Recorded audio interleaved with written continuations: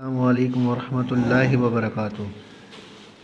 Grade 8 یہ دیکھیں گے کچھ محاورے ہیں، ان کے معنی بھی ساتھ لکھے ہوئے ہیں۔ جملے آپ نے بنانے، آپ کا کام یہ ہے، ٹھیک ہے۔ اب بہت آسان ہے، کوئی مشکل نہیں ہے۔ جب معنی سامنے آ گئے تو پھر تو جملے بنانا آسان ہو جاتا ہے، صحیح ہے۔ یہ آپ کا ہوم ورک ہے۔ پہلا جملہ ہے، پہلا جو محاورہ ہے، چاند پر تھوکنا۔ چاند پر تھوکنے کا مطلب کیا ہے؟ نیک آدمی کو بدنام کرنا۔ چراغ غل ہونا، تباہ ہونا، تباہ و برباد ہو جانا۔ چرچا ہونا یعنی شہرت ہونا۔ چشم پوشی کرنا، عیب چھپانا۔ دوسرا ہے چکنی چپڑی باتیں کرنا، یعنی میٹھی میٹھی خوشامد کی باتیں کرنا اور اس کو جو ہے وہ باتیں کر کے اپنے جال میں پھنسانا۔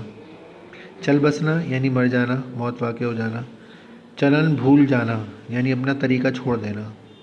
چمپت ہو جانا، غائب ہو جانا، نظر ہی نہیں آنا۔ چنگاری ڈالنا، جھگڑے کو بڑھانا، جھگڑا پیدا کرنا، جھگڑے والی بات کرنا۔ 14 طبق روشن ہونا، بہت زیادہ حیران ہونا، کوئی ایسی بات جس پہ جو ہے وہ بہت زیادہ حیرانگی کا اظہار کیا جائے۔ 14ویں کا چاند ہونا، بہت خوبصورت ہونا۔ چوکڑی بھرنا، اچھل کود کرنا، شرارتیں کرنا۔ چوکڑی بھول جانا، ہوش نہ رہنا، ہوش میں نہ رہنا۔ چولی دامن کا ساتھ ہونا، گہرا تعلق ہونا، بہت زیادہ جو ہے وہ آپس میں پیار و محبت ہونا۔ اور چہرہ اترنا، اداس ہونا۔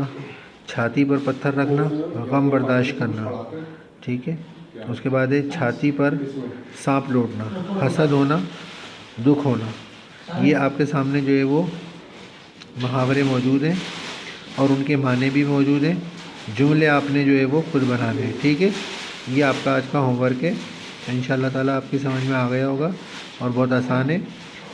کتاب میں نے نینو ٹیکنالوجی تک پڑھایا ہے، اس کے بعد ابھی سبق روک دیا کیونکہ بہت سارے بچوں کا کام کمپلیٹ نہیں ہے اور آپ کے ایگزام بھی ہونے والے ہیں، تو اس لیے جو ہے وہاں سے روک کر صرف یہ میں اب گرامر کا کام ہی کرواؤں گا آپ کو، جب تک آپ کے پیپر نہیں ہو جاتے۔ اس کے بعد جو ہے باقی دوسرا کام کریں گے، ٹھیک ہے۔ تو آپ یہ اس کام کو کمپلیٹ کر لیں اپنی کاپی کے اندر اور پھر اس کے بعد جو ہے وہ کاپی جو ہے وہ یہاں بھجوا دیجیے گا چیک کروانے کے لیے، ٹھیک ہے۔